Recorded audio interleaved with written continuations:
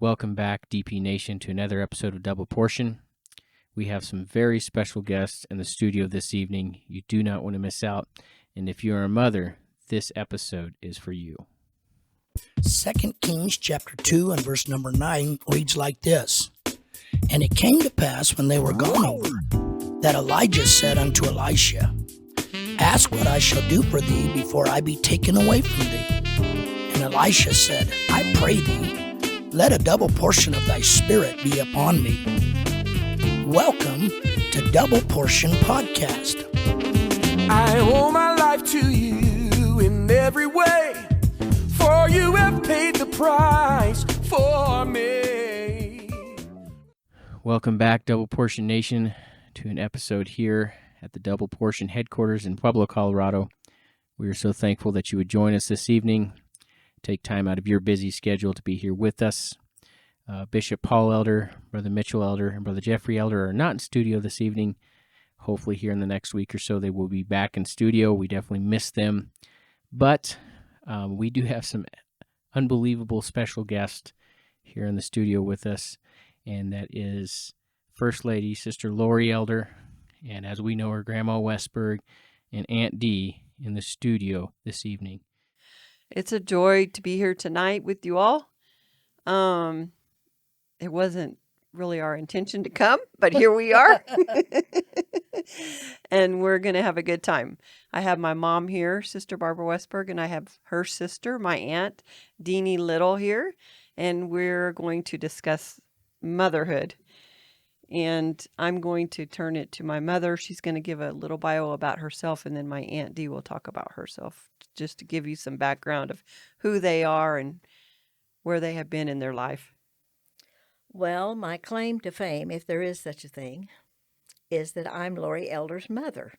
It used to be that she was Brother and Sister Westberg's daughter, but things kind of change as the roles change.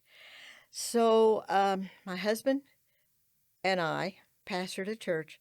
We planted and pastored a church in Cushing, Oklahoma. We pastored for 42 years, and we felt like it was time for us to move on. And Brother and Sister Elder felt like it was time for us to come to Pueblo. And we had spent many years miles and miles away from our grandchildren. But now they're pretty well grown, but the great-grandchildren were coming, and that was a big enticement to get us to come to Pueblo.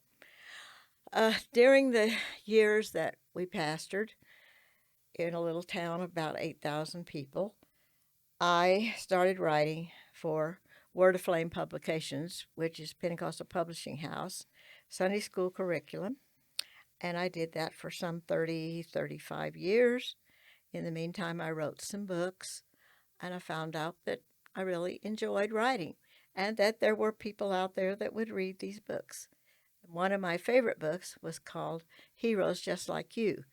This book is available through the Pentecostal Publishing House, and I love this book, not because I wrote it, but because this book tells our children about heroes that they can emulate in their life. These are people, men and women, that started out just like the children are today. They had problems. They faced issues. They came from a single parent home. They knew what poverty was. They knew what it was to be bullied. They knew what it was to have a disability. And they overcame these things, and they became great men and women in the kingdom of God. And I love this book because it encourages children, say, okay, you're going through a rough time right now, but you're not the first one, and look what you can do if you'll just hold fast right now through this really rocky, uncomfortable time. You can become somebody really great in the kingdom of God. So that's who I am, and that's where I am, sitting in a studio wondering what in the world I'm doing here. But we're going to have a good time. Well, if you live long enough, you get to experience a lot of things, and this is a new experience. My sister and I had a great childhood.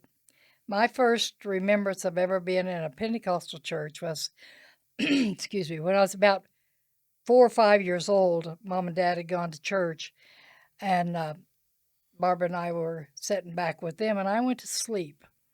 And when I woke up, my mama was gone. And I remember waking up crying because my mom was gone, and my big sister was trying to comfort me. 1 year older than her. Yeah. But the truth of the matter was, my mom had gone to the altar and received the Holy Ghost that night. So it was a great beginning. We grew up in a good church. I married a man that was not a preacher, but probably a couple of years after we were married, he felt the call to preach, and we went to a small town in Oklahoma and started to work. We were there 13 years, then we moved to Kansas. We were there, I'm thinking, 18 years. Then we moved to Texas, and we've been there ever since. So it's been over 20 years that we've been there. So after about 50 years in the ministry, my husband retired. And I'll have to say that was probably one of the greatest days. I enjoyed being in the ministry, but I enjoy very much being retired and just being able to be in service of God. I have 2 children. I can remember from a child, from a small girl, wanting to be a mother. And when my girls were born, it was the greatest days of my life. My Aunt Dee has 2 girls, Marcia and Karen. My mom has myself. I don't know if she mentioned Randy yet. No, not yet. Warren. And so they each have 2 children. So we're going to start with questions. And our first question of the evening is, who is your favorite mother in the Bible, and why is she your favorite mother? I've been pondering this all day, and I even looked to Mr. Google to tell me how many mothers were in the Bible. It's Sister Google tonight. Oh, pardon me, Sister Google. And she gave me the names of a few. There are not a whole lot of mothers in the Bible that are named. There are some that were not very good mothers. So I went down this list, and probably the most common answer to that question would be, well, it's Mary. Mary was the mother of Jesus. And perhaps that's so. But who else? And then I thought about Jochebed. And when her baby was born, he was so perfect. And yet she knew that that baby was under a death sentence. And it surely must have grieved her heart when she knew that her baby was a boy. Probably she even prayed for a girl so that her baby could live. Then she gets this little boy, and her heart is just totally enveloped with love for this little boy.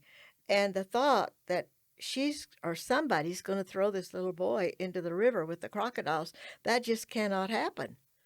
So she did everything in her power to keep her baby quiet, to keep him happy. But how do you keep a little 3-month-old baby quiet? And when it became evident, Especially a boy. yeah, especially, became evident that Moses was not a quiet child, she had to do something. So she put her baby in a basket in the edge of the river. And at that time, she had to have totally put her trust in God. She did all she knew to do. And then later on, when the baby was given back to her, and she raised him for like the first, 5-6 years of his life, she did everything she could. This is a little bit out of the pages of the Bible, but it all kind of adds up that she put everything she knew into that little boy. You are not an Egyptian. You are a Hebrew. You are a Hebrew, Moses. These are your people. Someday you're going to do wonderful, great things. And then she had to turn loose of her baby again. And she took him right into the middle of the Egyptian palace. And that had to have been so very, very hard. I don't know how often she got to see him, if she saw him out and about, if she didn't ever see him. I don't know. And we don't know how long that Moses lived. Sister Margie Beckton said something at a ladies, a ministers and wives retreat one time that I've never forgotten, and it was such an encouragement to me. She said that if suppose Jochebed was still alive when Moses killed the Egyptian, and he had to run as an outlaw. And here she's thinking, my son is in the palace and he's going to do great things. He is one day going to be the Pharaoh, and he will set all of us free with just the signing of a pencil, with a paper. He'll just set us all free. And then that didn't happen. Moses became an outlaw and he ran for his life. And she probably, well, assuming she was still alive, thought, it's over. It's over. There's no more hope. My dream has died. And then Sister Beckton said, but oh no, that's only the end of the first inning. There's 2 more innings to go. And had Jochebed lived to see it, she would have known what a great leader and victor that her son became. That just stuck with me. So I don't know how long she lived, but I know she had to have suffered a lot of heartaches with a lot of joy. So I give my vote for Jochebed. Well, to be honest with you, I have never considered which was my favorite mother. I have considered about the mothers and how they felt about their children. I've often thought about, of course, Mary, her child was Jesus. But what about Judas's mother? You know, what did she go through? And then we think about David's mother. What did she go through? And I've thought about the different mothers and what they went through. I really don't have a favorite. So, what are some lessons that you both have learned from your mother?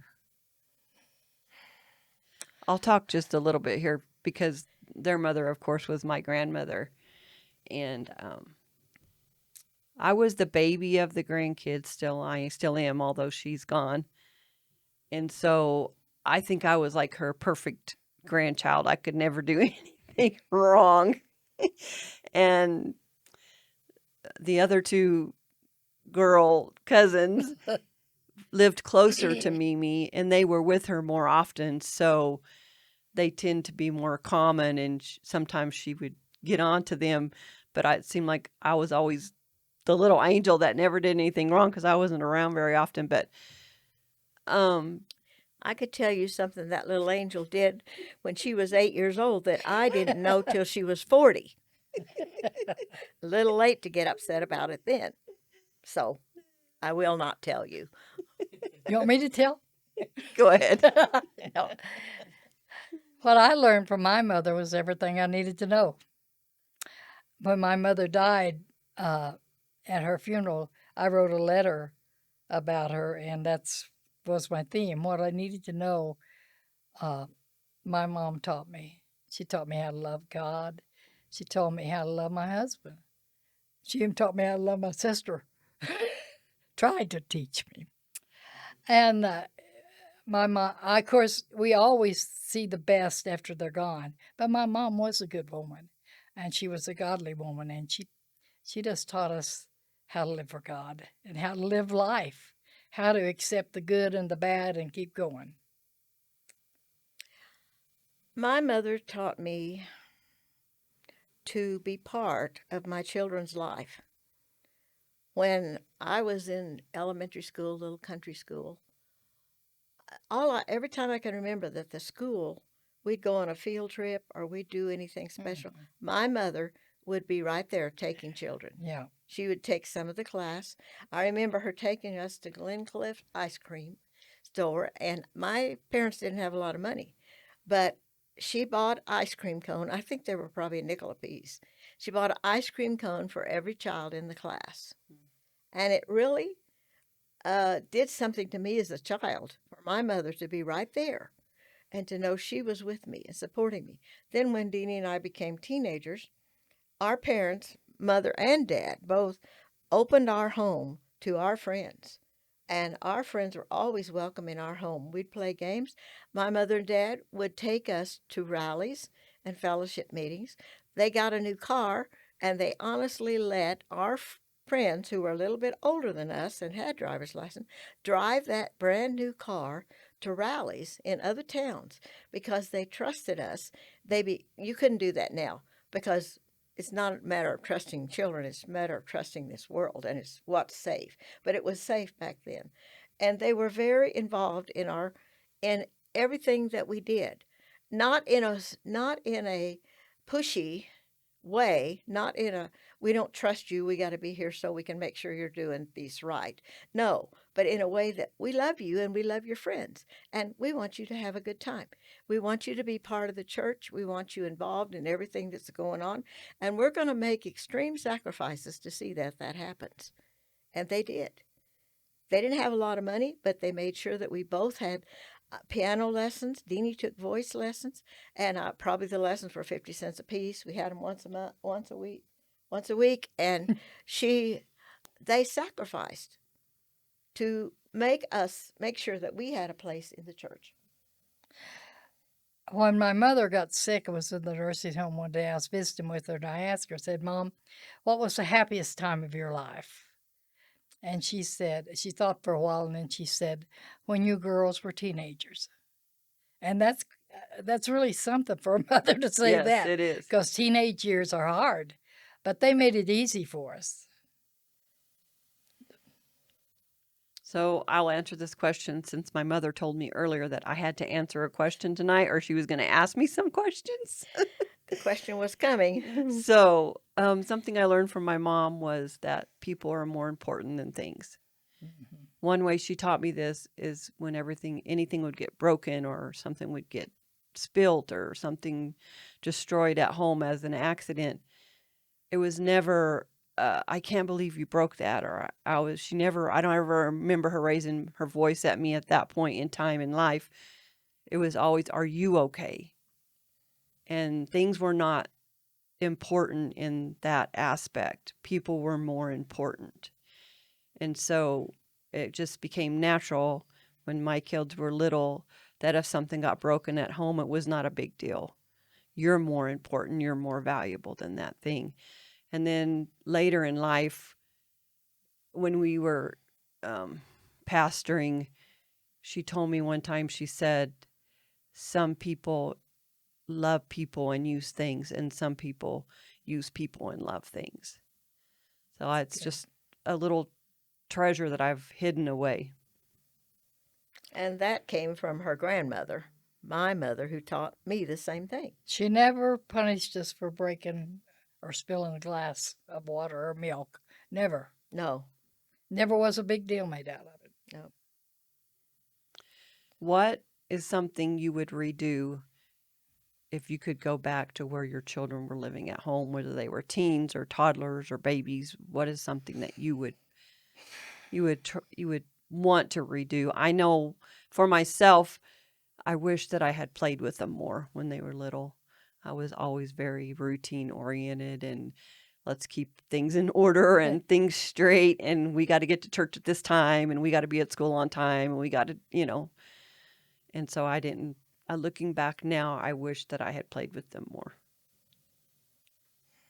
This is just a trivial thing, but if I could go back, one thing I would do would be save some tapes my girls made. They would play church, and my oldest daughter she's hilarious, so she would testify for everybody, and it got really, really funny, and I would have saved those if I'd have been real smart. Just a small thing, but you think of those things after they're gone. Well, there are a lot of things I could have done better. We were starting a church. Randy was 6 and Lori was 3, and my husband was working a full-time job in another city, driving 50 miles to work, 50 miles back, and we were starting a church. And I could have paid more attention to my children. I think that we didn't hear near as much as we should have heard about it's God, it's family, and then it's church. Because church became it took a big part of our life. And meanwhile, our children were growing up. They were with us. They were with us when we cleaned the church. They were with us when we knocked on doors. They were with us, but we weren't focused on what they wanted to focus on.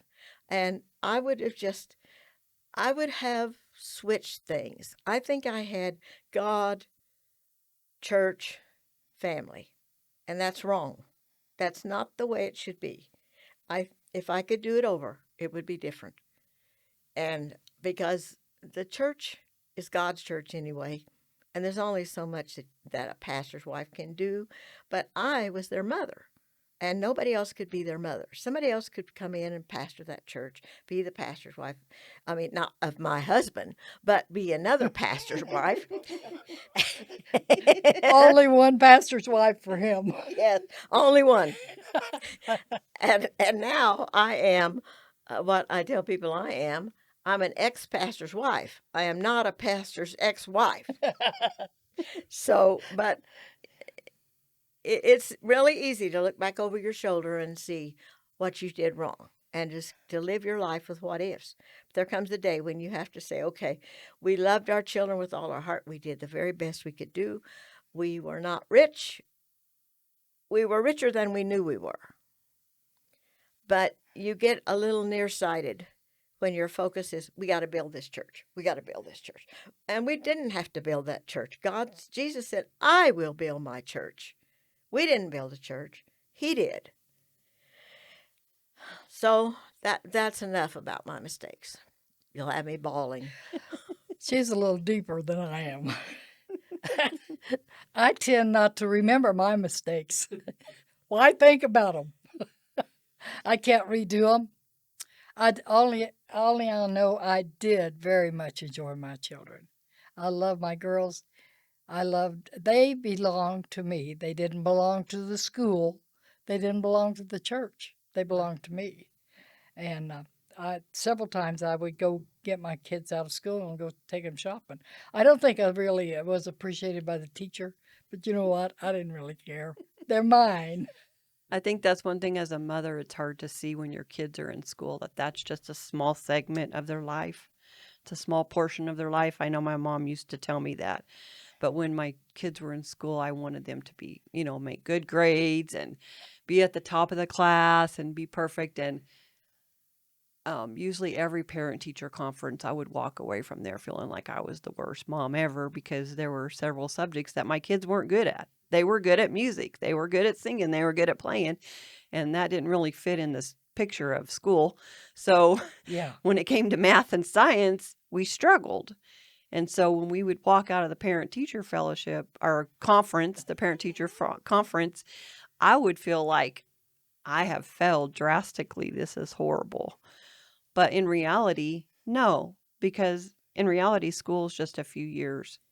And so I just have to say, so what if you take him out of school for a few days to go Exactly. shopping? Or my husband would always come and take the boys out to go hunting, and I'd be frustrated because we had to play catch up. But in the long run, in the big picture, it was one of the best things he did. So what advice would you give us about becoming a mother-in-law? The reason for my question is because for me, not because of my daughter-in-laws, they're both very good girls, but it was a hard transition for me personally because I didn't really know where I fit. Like, where do I fit in the picture now? Where do I belong? And I think part of that comes from our society because they poke at mother-in-laws so much. I don't know of a good mother-in-law joke. They're all bad mother-in-law jokes. So what advice would you ladies give us? Turn loose. Back off and turn loose. My oldest daughter, and she stayed home till she was about 26. So I was used to having her, and I loved having her at home. So when she got married and we lived in Kansas, she moved to Texas. That was a very hard thing for me, but I never once said, don't do it. You just have to learn to turn loose. You just, as they drive off, you cry. Then you wipe your tears and go on with life. Well, I'll say I'm glad Bishop Elder is not sitting in this studio tonight. He probably would have a lot to contribute about his mother-in-law. But you just have to turn loose. Up until that point, you have been probably, the mother has been the main person in their child's life, whether it's a boy or a girl. And then they marry somebody, and that person steps up beside them, and that they too become one. And you have to just back up, and you have to be willing to let them make their own mistakes. Right. You don't give advice unless you're asked. And Brother Bishop Elder would be clearing his throat right now. But he's not here. So my advice is you have to let go, and you have to step back, and you have to keep your mouth shut. Unless they ask you for something, then you do it. You give advice. But otherwise, we learned the hard way. You have to let your children learn the hard way. That's the lessons they remember. Our parents did allow us to learn the hard way. I can imagine there's a lot of times Mom and Dad probably shook their head and said, "Oh no," but they never interfered. And you just can't interfere with your kids after they get married unless they ask for advice. Then just stay out of it. Turning loose is very hard. It's hard to turn loose of your children. If you pastored a church, it's hard to turn loose of your church. You have to learn one of life's greatest lessons is open your hand and let the birds fly. And if they're supposed to come back, they will. But you've got to love your daughter-in-law, your son-in-law. You've got to love them, and you've got to respect them. I have to respect, and I do, Brother Elder's position as the head of his family. What he says to his wife, what he says to his children, may not be the way I would have done it, but then it's probably better than I would have done it. Probably So so. I just have to step back and, one thing that parents need to do, mothers need to do when their children marry is find a new focus.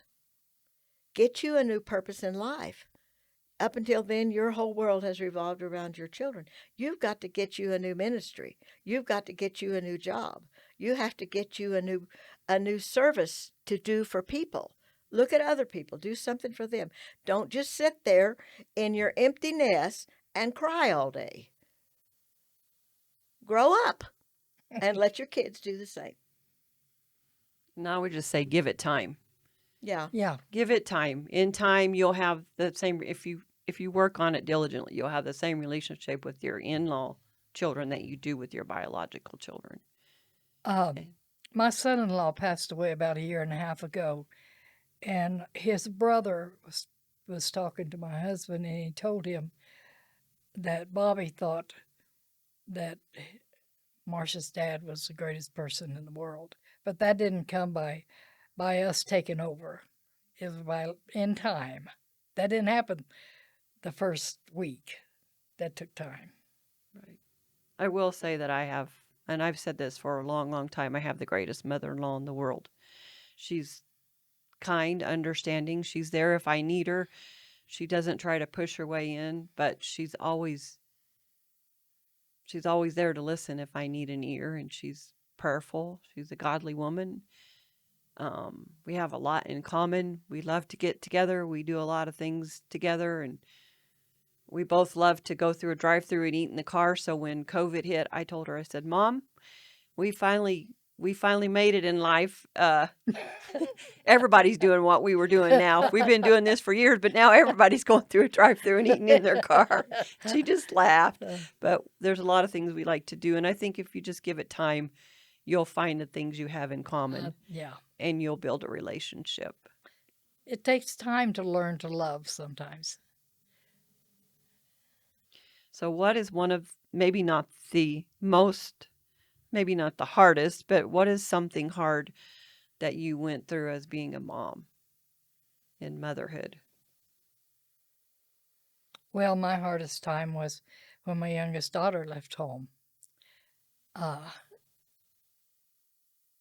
the night she left, it stormed. And I can remember telling my husband, I hope she's scared to death. And then I said, oh God, please take care of her, you know. But that was my hardest time when my youngest daughter left. And it took time. Well, I don't want to say too much here. I really don't. I think letting go has been the hardest thing for me so far. Yeah, I can remember a specific point in time with each child. I remember that almost to the day, and I remember exactly what happened. One of them, I went down and I was bawling like a baby.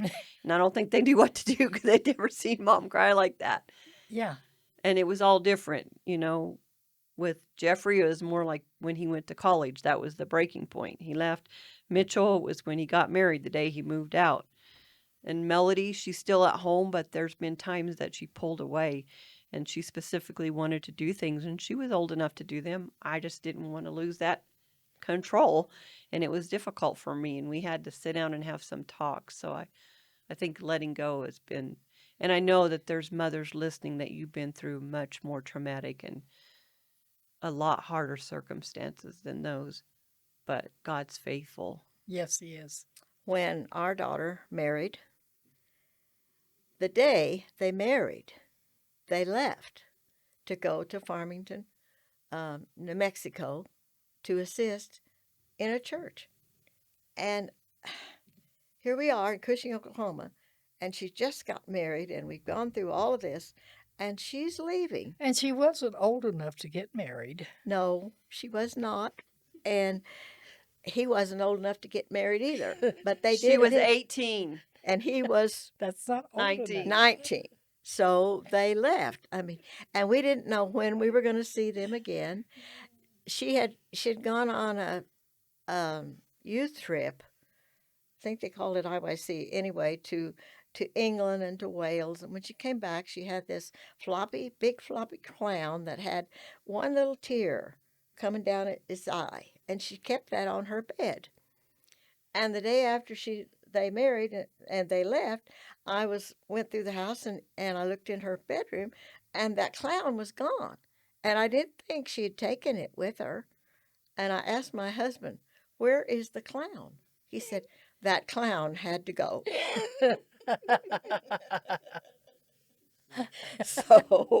So the clown disappeared. He went in the closet, I think. What's the song? The little bitty tear let me down.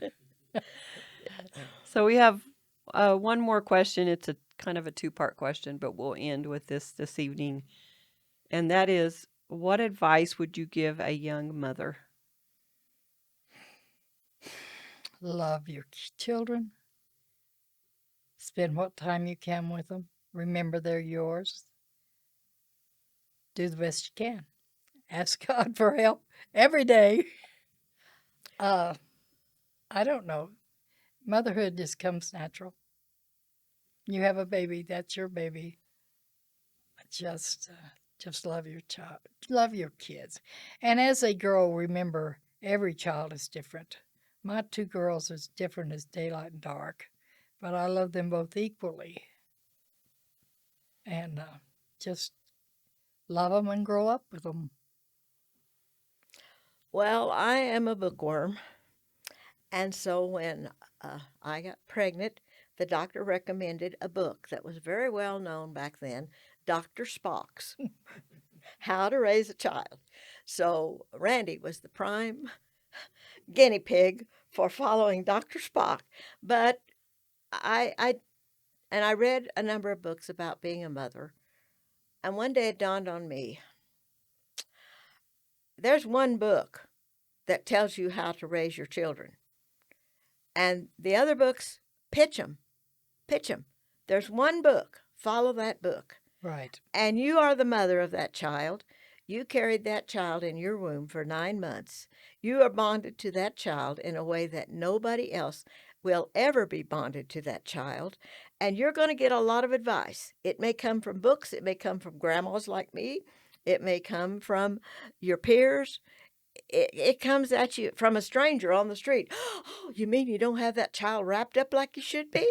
It'll come at you. Advice will just it'll flood you as a young mother. But remember, you are the mother of that child. You know that child better than anybody else will ever know that child. You love that child more than anybody else will ever love that child, and you relate to that child. So trust yourself. Trust your heart.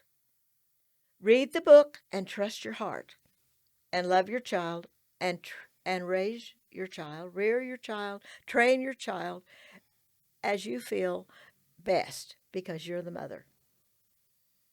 My mom would always tell me, follow your gut feeling. If you don't feel good about it, then don't let them do it. No, Yeah. don't do it. Stick to your guns. Yeah. Yeah. If you don't feel good about them hanging out with that person, then don't allow it to happen. Right. Stop it. Intervene. You are the mother. You're the adult. And part 2 is, what advice would you give a mother of teens? Well, this sounds a little outdated, and it is outdated. But you need to know where that child is. You need to know what that child is reading, what that child is looking at. And Wait a they're saying, minute. I disagree with you. That's not outdated. oh, okay. And what that child is doing. And what about privacy? I heard Brother Scott Graham say, when you pay the mortgage, then you can have privacy. Until then, I know what goes on your phone. I know who you're talking to, and you're not going to be their friend a lot of days. They're going to be very angry at you a lot of days. I remember the first time my daughter told me, I didn't think I'd ever say this, but my mother's my best friend. I can tell you the restaurant. We were standing in the lobby. It was after I got married. Yes. What after did you she got want? married.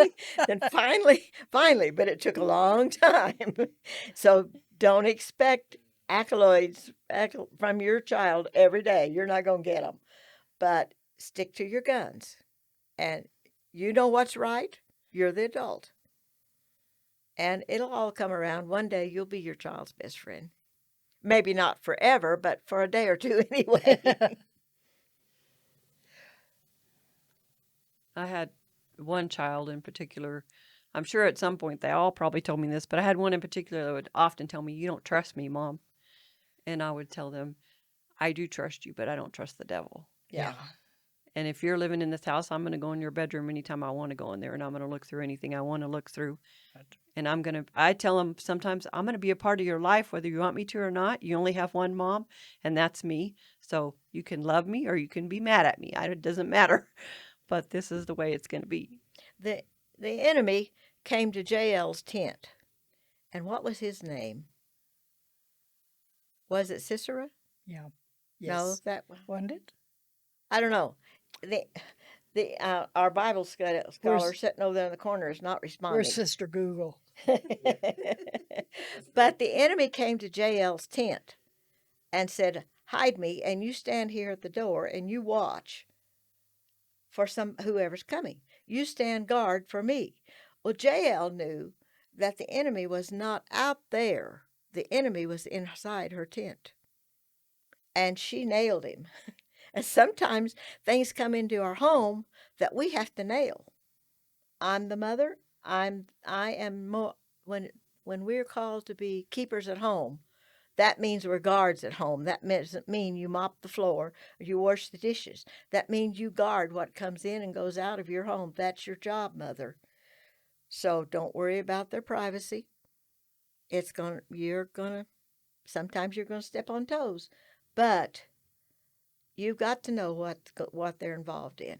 And the best way to do that is like my mother and dad did. Get involved in their life. Be part of their life. Take them places. Do things with them.